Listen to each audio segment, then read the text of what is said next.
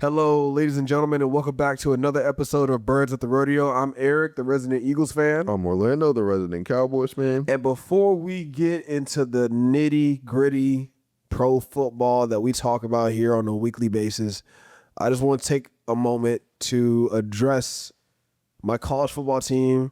As we all know, I'm a Michigan man, go blue always. And needless to say, man, it has been a rocky few weeks, a very turbulent few weeks. I know Lando, he wanted to get around to have me talk about it when the news first dropped, but honestly, we just kept rolling, and it just never got caught up in the rundown. So here we are, man. Listen, Sherrone Moore, I don't feel sorry for him. You want to step on your wife, you want to get caught up like that, you want to lose character like that. That's on you, man. I feel sorry for your kids. I feel sorry for your wife. Even though she was photographed with him, walking out with him, like out of the courtroom and all that after the proceedings and everything, if she's going to stay, that's her business, not mine. Right? Listen, I was never a fan of Sherrone Moore as the head coach. I wanted him gone. I didn't realize that would be the catalyst for getting him gone. But hey, if anyone can find out if Matt Eberflus is doing anything, let me know, please. Yeah, and so, yeah, man, Sherrone Moore out, Kyle Whittngham in, former Utah Utes coach for the past 21 seasons. Yeah, man, he's been there a long time. Been there 32 seasons total, compiled a 177-88 win-loss record.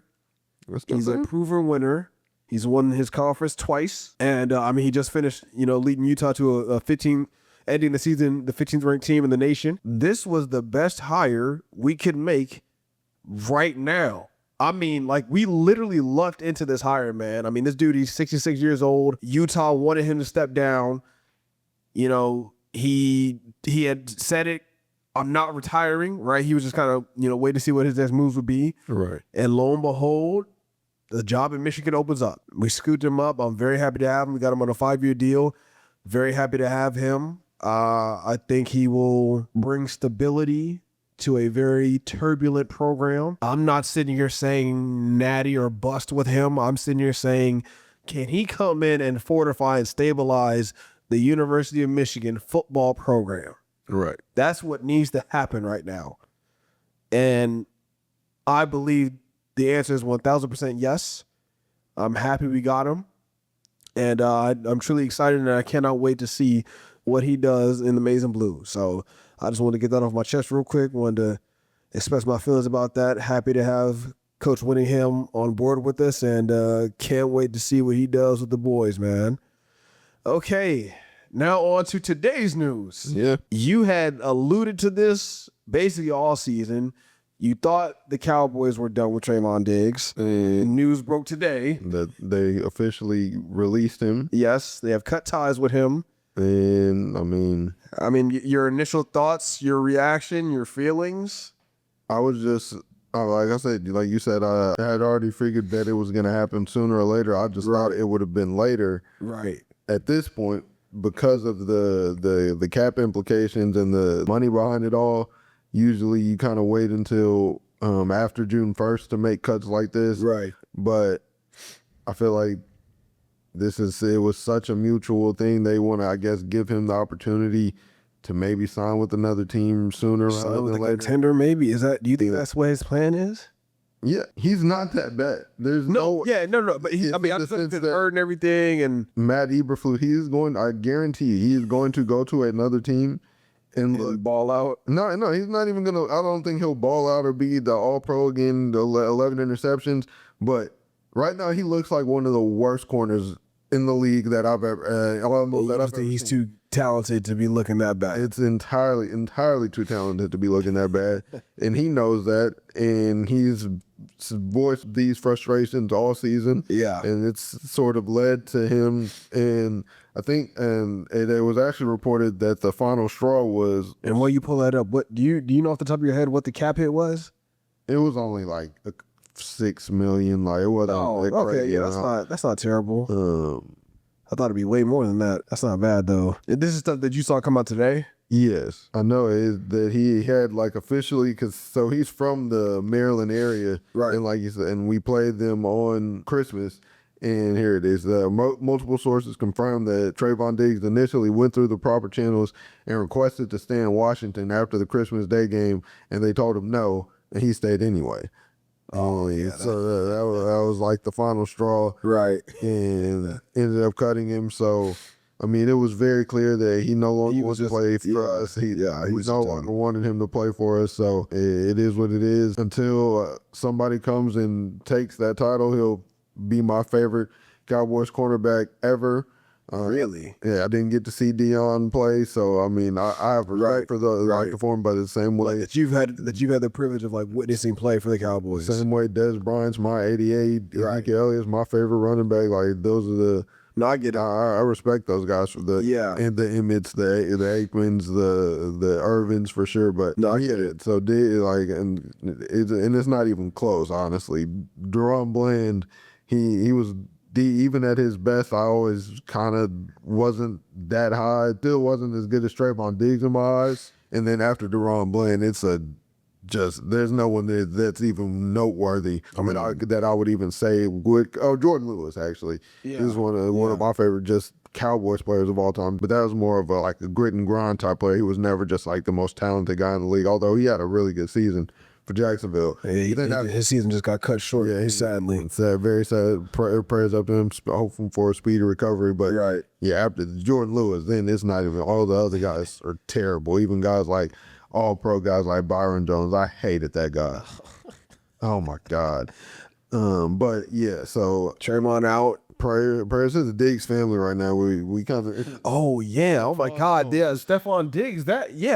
He was charged with felony assault, like strangulation. Yes, I did see that. You're so right. I did see that. Wow. Yeah, the Diggs brothers are definitely. We don't know what happened with that situation yet, obviously, but those are just the initial reports. It was crazy because I just saw, because they just interviewed him after the Patriots whooped up on the Jets, right? And he's like, I think 40 yards away or something like that from 1,000 yards, and they talked to him about that, and he was super grateful, and he was like, man, I'm just blessed to be here. I'm just trying to be the best leader I can for these guys. Like he was sounding very humble about the opportunity he has in New England. So yeah, for that news to drop, man, I was like, oh man, and right before the playoffs, this is not a good look.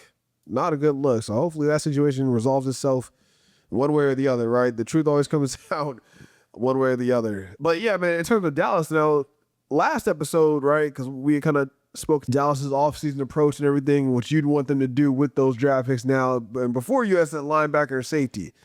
Now, do you feel like that philosophy might need to change? No, we still need linebackers and safeties because it's still terrible. Right. The cornerbacks we have, while they aren't that good, we still have investments there. Deron and Trevon and who is Trequezway Bridges. So you feel okay with those guys? They're just nothing. Well, then that's how it's just linebacker and safety are that bad. I have to be okay with those guys because it's do I want to invest in cornerback and then be okay with Kenneth Murray? No, Kenneth Murray is the worst football player I've ever seen play on the football field.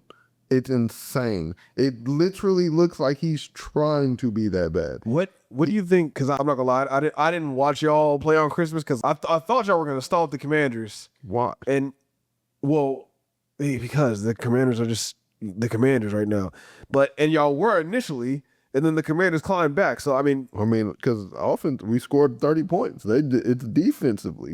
That's why we didn't stomp the Commanders. They let Josh Jacobs score, or Josh Johnson scored 23 points. Right. And it wasn't really Josh. He played it great, but Bill, Bill Ja'Cory Krosky-Merritt had a field day. Why does he go by Bill, bro? That's hilarious, man. Like, bro, you're what, 22? Devo looked like it was Friday.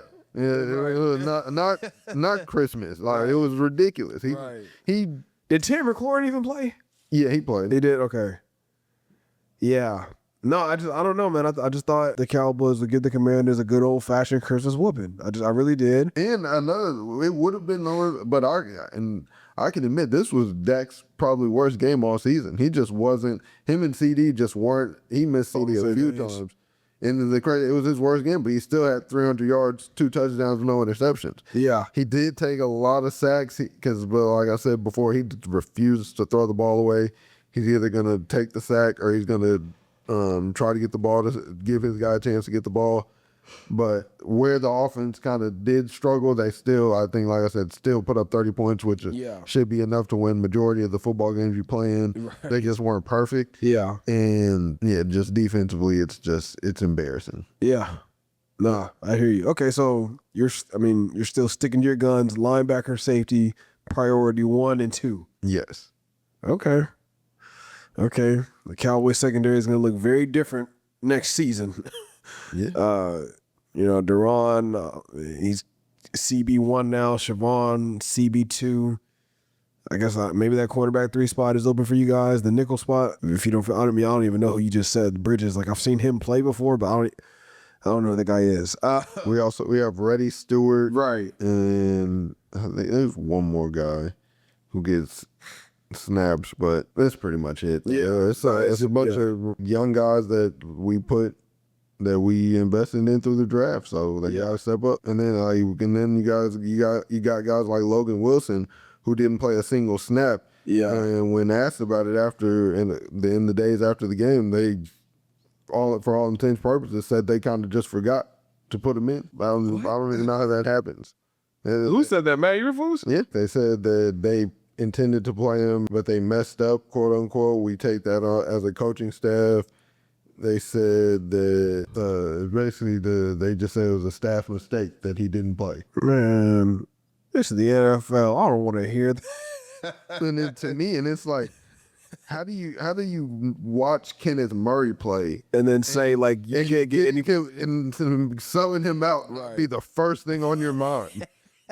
I don't get it. Yeah, no, I hear you, man. I hear you. Well, okay, yeah. So you're pretty much linebacker. Say that's what you want them to address first and foremost next offseason or this upcoming offseason. Let me get your thoughts real quick on because we're talking about Trevon, one disgruntled star player. Let's talk about another disgruntled star player real quick. Max Crosby of the Las Vegas Raiders. Yeah, and that whole saga. Where are you at on that? If we have to trade, like you're basically saying, like what would I want if he wants to leave Las Vegas? Am I open to him coming to Dallas at this point? Well, I'm sure you're open to it. It just depends on the package. And I don't want to try. I'd be okay. I know you don't want to trade more than one first rounder for him. Yeah, right. But like, where are you at on that saga? Like, on him, basically like him wanting to play, then him wanting to play. The Raiders want to sit him. The Raiders putting him on IR. I say he needs surgery, and then him dropping a video of him hooping with his daughter at his crib. I think it's his own person. He should be able to make that decision for himself. Yeah, if he wants to play, he should be able to play. Do you think the Raiders are in the wrong for not wanting him to play? Because we all know why they don't want him to play. Yeah, I don't think they're in the wrong for not wanting him to play. I think they're in the wrong for not letting him play. I feel like you can't take the power of choice out of his hands. Yeah. And they're like right now, there are people was like crying for the Cowboys because the Cowboys are playing like Dak and our starters, and they're like, "What's the point of that?" Do you want that or no? I want whatever they want. If they want to play, let them play. If they don't want, if they wanted to sit, they should be able to sit. Like, yeah. I mean, I'm with you. Max Crosby 1,000% should want to play, right? Like, absolutely should want to play. Yeah.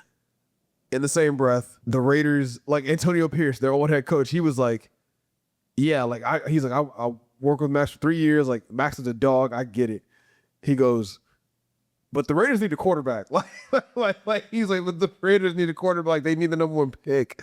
I don't fault the Raiders for not wanting to play him, right? Yeah. Max Crosby should want to play, and they should not want to play him. I get both sides of it. If Max Crosby and the Raiders were not headed for a divorce already, they should be now. Yeah. Right? Like this should be the straw that broke the camel's back. All right. Clearly, Max Crosby is not playing for a winning organization right now. We all know that. He probably knows that, right? Like he knows he's not faking the funk. And look, man, like this is what happens when you play for the bottom echelon teams in the league. Yeah. Right? You get pulled and benched in the last game or two of the season, right? To tank. They'll say Max has a knee injury, he needs surgery, even though you feel fine, even though you've been playing hurt all season, right? Because that's what he said. To his credit, he kind of said he said something that reminded me of you. He was. Did you see when they were talking about him? With him at the at his locker? No. What do you say? So they were basically asking him, like, what do you think about the Raiders? Basically, like trying to play this position right to get the number one pick, and he literally said, like, it's not my job to worry about that. My job is to play football. Yeah. He said my job is to be the best defensive end in the world, and I come in and day out to try to make that happen. He's like, that's not my job. That's the GM's job. That's the team's job. That's not my job. And, right, because you always say, like, when we talk about Mike McCarthy, you like, Mike McCarthy has his job, Jerry Jones has his job, right? Like, and Max Crosby is not wrong in that. He's not wrong in that. I think this, Max, if this isn't telling you to request a trade now, bro, I don't know what will. Right? If this isn't telling you to request a trade, I don't know what will. Okay? Both of you are wrong. Like, they're not wrong, right? You should want to play 1,000%. They should want to sit you. But that's just what's going to come with playing for the Raiders. Exactly. And, brother, it's going to stay like this until Mark Davis leaves. Y'all get a good head coach in there. Y'all get a good GM. Tom Brady probably finally, like, just steps away because you can't be 1 foot in, 1 foot out. Y'all actually get good players. Right. Yeah. So a couple individuals. They have some guys, but you don't have a core. You don't have a core at all. So, yeah, man, look, Max, I feel you, man. I feel you. So now call your agent.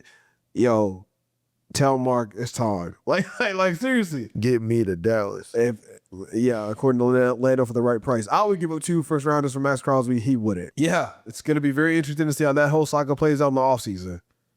We'll see. Will Max Crosby end up a Cowboy? Will he end up a Buffalo Bill? I don't know. We'll see. It's time for me to talk about the atrocity that is the Philadelphia Eagles offense. Man. 0 yards in the second half of game. Dude, you know what I said to myself? He can't keep getting away with this. You know what I said to myself, like, in the first half, right? Because for the first time all season, our offense capitalized off a turnover our defense made. Right? And I'm like, oh, like this is starting off perfectly. Offense is moving up and down, right? Balanced. We got a good rhythm flow. That's how Jalen he literally phrased it as what happened in the second half. We got out of rhythm. That's exactly what he said. I'm watching the first half. We're in rhythm up and down the field, right? And that our defense is making plays. Josh Allen can't get nothing going, right? James Cook, the leading rusher of the league, we're holding him to like 2.2 yards a carry, right? Like it's going perfect. It's going perfect, right? Second half comes, and man, to not complete a pass in the second half, to get so conservative within yourself that everybody knows what it's run up the middle, deep shot, 3 and out. That's what happened every drive in the second half. I'm seeing people talk about, we squeaked out a win. We got lucky. Okay? Yeah. We flat out got lucky. Josh Allen, he makes that throw 9 times out of 10. He missed Khalil Shakir on the 2-point conversion. He makes that throw 9 times out of 10. We just got the one. Yeah. Literally, we just got the one. I'm seeing, people, Eagles fans commenting, because, follow the Eagles on Instagram and they post like we won, we grinded it out, right, and everything. I'm looking at the comments and everybody's like, oh, if y'all could just if the offense could just get going, like if we could just fix this, we'll be back-to-back champs. And I responded to somebody, I said, the only way to fix this is to fire Kevin Patullo, which is not happening anytime soon. Yeah. Right. And then somebody had responded to me and they deleted it because I saw it and then I couldn't find it when I went back, right? They had said, like, this is Nick Sirianni's offense and blah, blah, blah, all this and that. And I'm like I hear what you're saying. I do. But again, Nick Sirianni has earned enough grace where it's like, all right, man, You've taken us to 2 Super Bowls. You've won one of them, right? This is your guy, and you want to give your guy the whole season? Fine. If you're going to take this season because your guy can't call plays. But you're on the hook for that. Yes. And if he, because I'm seeing some talk, Kevin Patullo might not be gone next year. I'm telling you, man, if Kevin Patullo is running it back for us next season, I don't even know Kevin. I'm looking squarely at Nick Sirianni. I don't even know Kevin, bro. I'm looking at Nick Sirianni, bro. I can't, man. I can't. I told my brother, if Matt Eberflus is my coach next year, I might like have to take. I don't know if I can fully invest into that. Is there any talk of him coming back? No, it's like I said, there's just talk a bit about the front office wanting consistency with the coaching staff. Right. And I will say cutting Diggs like this is kind of but now that all the reports are out, it's more of it just seems like a full organization thing. Mm-hmm. I kind of thought maybe it was a thing where just him and Eberflus didn't get along, but now it just seems talking about the team. Yeah, it's Trevon versus everybody. But so like, if I had to bet now, I would bet that he would be gone based off if I'm just basing off what they said. Yeah, they just said things how they weren't happy with the way the season went. They weren't happy with one side, like the defense. That how bad things wasn't ideal and things. So I would think he wasn't, but it's like I understand like with Kevin Patullo, and if he's coming back, and it's like, how do you expect me to believe? Yeah, like that it'll be different. Yes, it just like, golly, man, like Saquon barely over 1,000 yards. AJ Brown got over 1,000 yards. Cool. Devontae's still waiting to get there. Dallas Goedert having a career year in terms of touchdowns. I mean, like, dude, Jalen Carter. First of all, let me just say this. I feel like I kind of owe Jalen Carter a little bit of an apology because I feel like he's kind of had a down season. I didn't know he was playing hurt. He was out for a couple weeks, got surgery on both shoulders. Jalen Carter looks back, he looks healthy, and he looks scary. Did you see his sack? No, I didn't. Dude, he threw Osiris Torrance. He threw him. Like, move, child's play, Josh Allen bye. Like, I was like, oh, Jalen's back.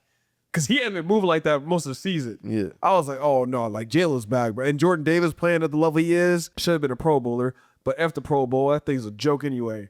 Yeah, man. I mean, it's crazy. We're going to waste a championship level defense. We're going to waste a championship level defense. And it's not because we don't have the players. Yeah. It's not because we don't have the talent. It's because we don't have anybody that can scheme up plays for these players to run. That's exactly why. And then I don't think it's that y'all don't have anyone who can. It's the guy that y'all are letting it can't. Specifically, like I think Sirianni could call a better offense than maybe he called plays his first year. It was up and down. The talent wasn't as good though.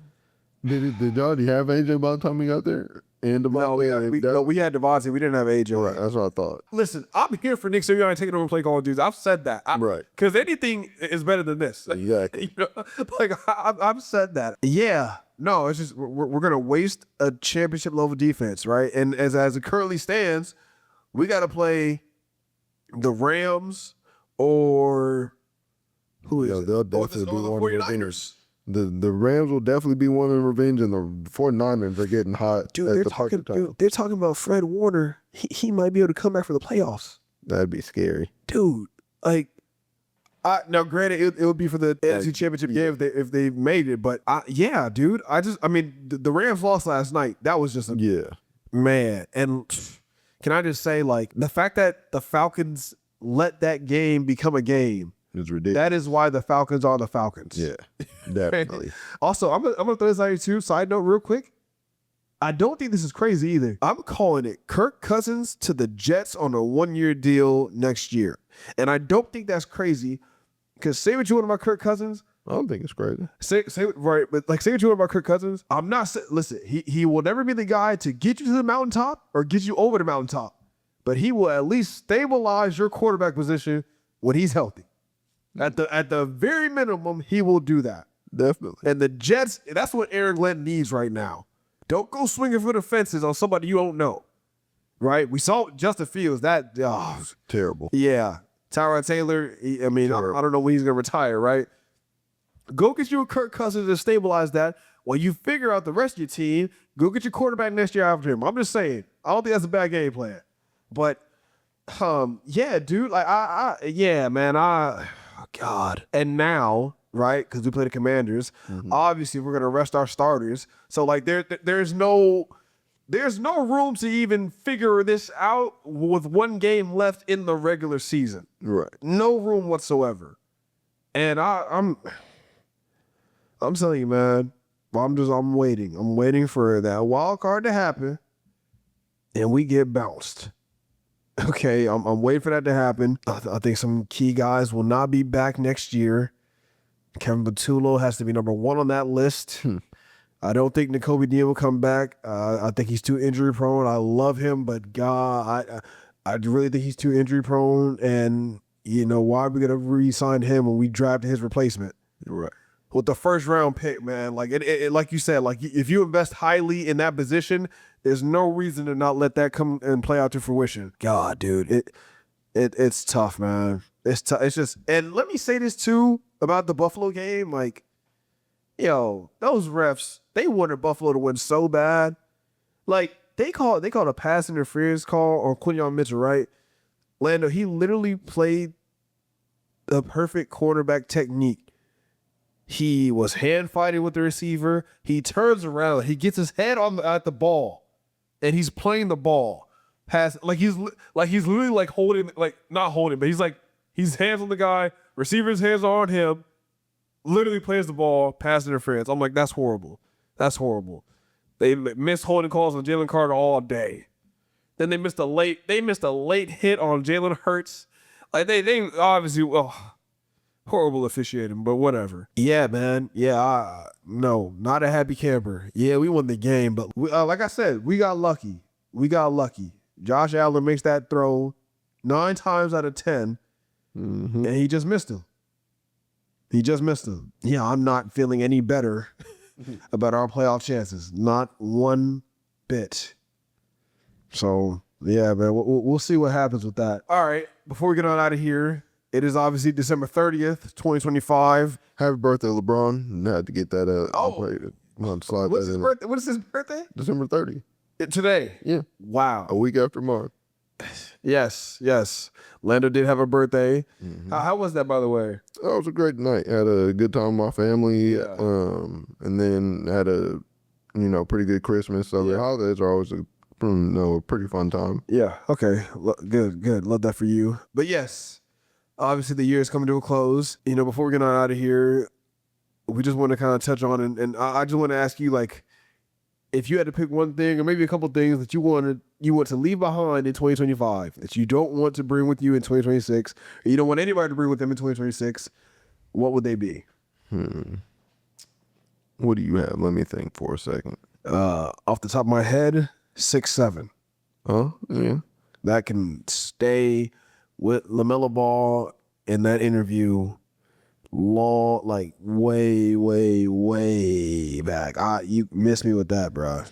You work with kids, so I understand why you didn't get annoyed. You have no idea. I never came around to partaking in the trend, but I came as an adult.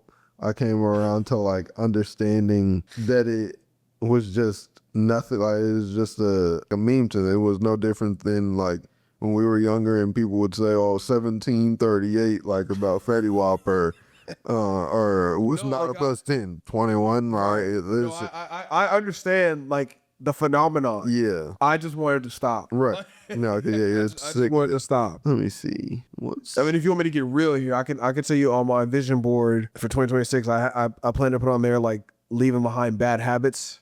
Okay. Are we doing things that we that we want but aren't we know it's not gonna happen, but it's just not I mean, you never know. So what? I mean, throw it out there, man. But throw it out to the universe. We need to stop counting wins as a QB stats. Oh my I know. gosh. All right. I kind of paused because this is our non-sports segment, so I'll think of another one. He will down that hill. Let's see. Not being able to merge correctly, like when you're getting on the highway. Yeah, it's so when people don't like do the zipper technique, like when you're merging into the same lane, like one. Yeah, like, yeah. You just that's the slowly. Yeah. That's the most annoying thing ever. Okay. Well, all right. Texans, learn how to drive, please. And tell your kids to stop saying 6'7". It's like it's not even funny anymore. It's just annoying. Please. Please stop it. Like LaMelo, you did not have to do that, bro. But okay. I don't think he did it on purpose. No, I know. He was yeah, I know. That's a wrap on this episode of Birds at the Rodeo. I'm Eric, your resident Eagles fan. I'm Orlando, the resident Cowboys fan. Have a happy new year. Yep. Right. Stay Have a happy safe. new year. Stay safe. If not drink and drive, call yourself an Uber, call yourself a ride, call somebody. 1000%. Be around your loved ones. Go ahead and put that vision board up. Make whatever you want to happen. Stick to your resolutions if you make them.